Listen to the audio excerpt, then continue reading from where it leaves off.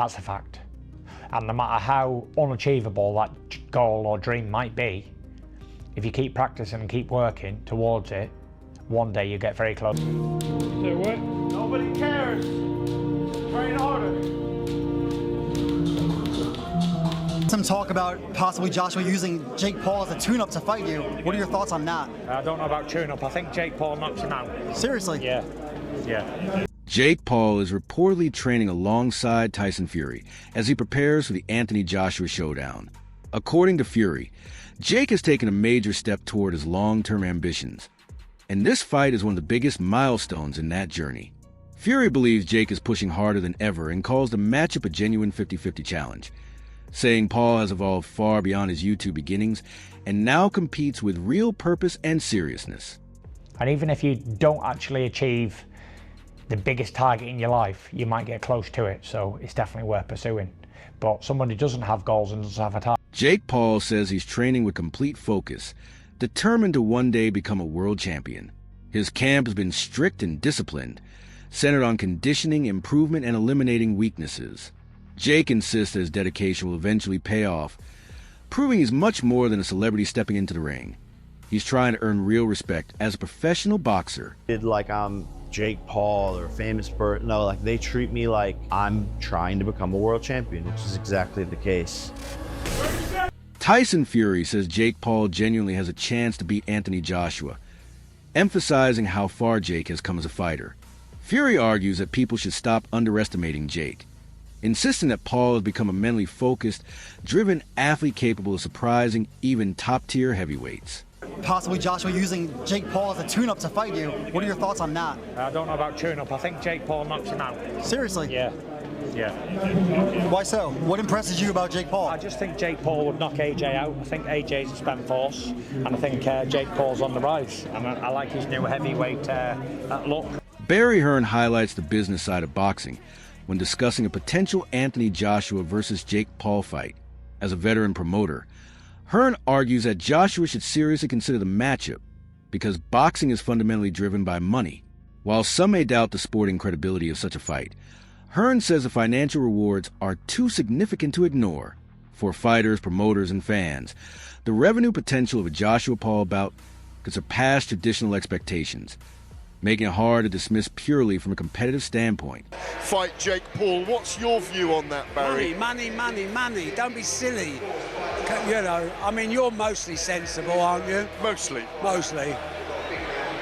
Of course, we're all purists at heart, but purism doesn't necessarily pay the bills, and boxing is a money business. And the day we don't accept that and then move on, we won't understand why certain things happen. So if that fight's there next week and it's signable and they can do Joshua against Tyson Fury next year, take the Jake Paul fight in December, go and do it. 100.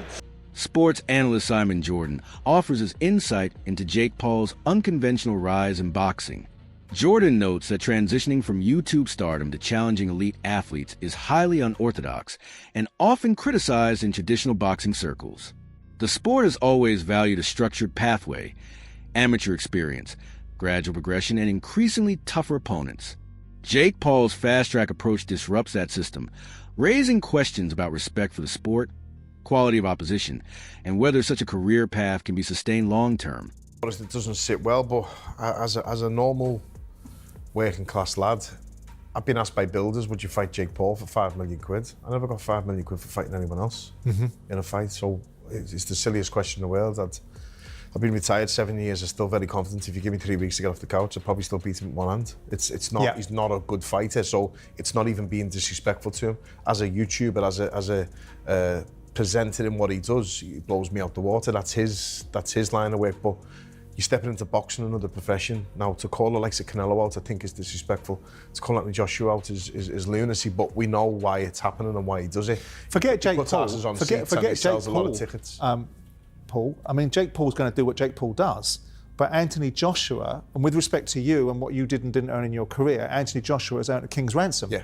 So he doesn't need to be fiddle with this, does he? Yeah. No, he doesn't. But again, all I keep seeing from people out there is, you know, when is enough enough? And I get that. But when you're retired at 33, 34, and you've got to make that last, now you've got more experience than me in this, dealing with a lot of footballers in the past as well, and business people who have to make a certain amount of budget last. Despite the criticism, Jake Paul has undeniably delivered the biggest paydays of several professional boxers' careers, showcasing his financial influence on the sport. However, not all of his behavior has been well received.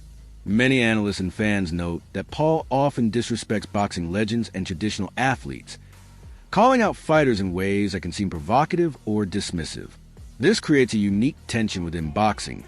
Paul brings huge money and attention, yet his attitude challenges long-standing values and divides opinion among purists and veterans. Anthony Joshua exclusive, because I know that I will. I'm so sorry for my English, but I have to.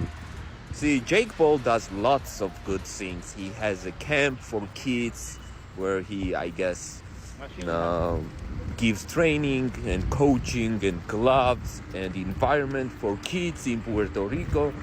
He helped lots of boxers to get the bigger purse than they deserve. He has done some good things. But, and you are kind of trying to be on his side, but then he says something like that. Like, you almost are on his side, and then he says, I want to fight Anthony Joshua and Canelo at the same night or whatever. Jake, fighting Anthony Joshua and Canelo is not fighting Tyron Woodley or 60 years old Mike Tyson with Alzheimer's. Anthony Joshua is able to literally kill you. No doubt. If his mission is to kill you on the ring, he will kill you. You lost against Tommy Fury. Tommy Fury won against you. What Anthony Joshua? What Canelo, my friend? Canelo, you would need the liver replacement after Canelo fight. I promise you. I don't know. So stop doing that shit. Do the good things you are doing, and we'll be on your side. Just stop saying. The potential fight between Anthony Joshua and Jake Paul goes beyond financial appeal.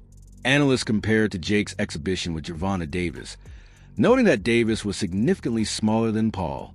Joshua, on the other hand, is a far more dangerous challenge due to his size, power, and elite experience. Experts stress that Joshua wouldn't treat the fight like an exhibition. He would approach it as a real, high-stakes contest where skill and strength are fully tested. This commitment to a legitimate matchup sets it apart from most celebrity-driven events. Is he fighting Jake Paul? And two, why is Jake Paul putting his health and well-being on the line? Because someone asked me on Twitter, Wade, if Jake Paul gets knocked out, will his career be over? Buddy, his life may be over if he gets knocked out by AJ, because that dude put Francis Ngannou flat on his back, and I had never seen Francis Ngannou hurt before. Again, it's boxing, not MMA. Jake has a little more experience, but we're talking about a massive size difference. AJ's still relatively young and still relatively got something left in the tank, and he's only fought the world-class guys for the last 10 years. This would be Jake's not only hardest fight, most dangerous fight of his career. If Jake is doing this, it could signal the last one. I'm not even joking. This could signal Jake being like, I'm having one more of these and I'm out. Because where do you go from Anthony Joshua? We'll get into that part in a second, but the Netflix thing. We know that Anthony Joshua is an exclusive fighter to DAZN.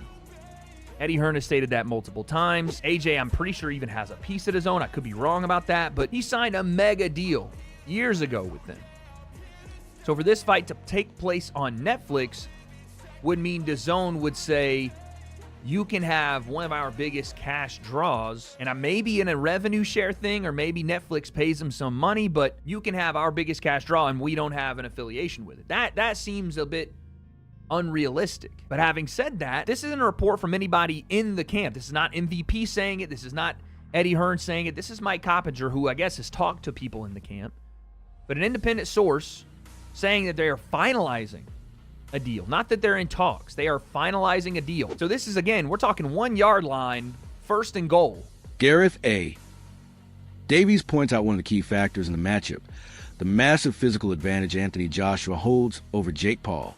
Standing 6 feet 7 inches and significantly heavier than the 6 feet 2 inches Paul, Joshua's sheer size and power give him a clear edge. This difference isn't minor.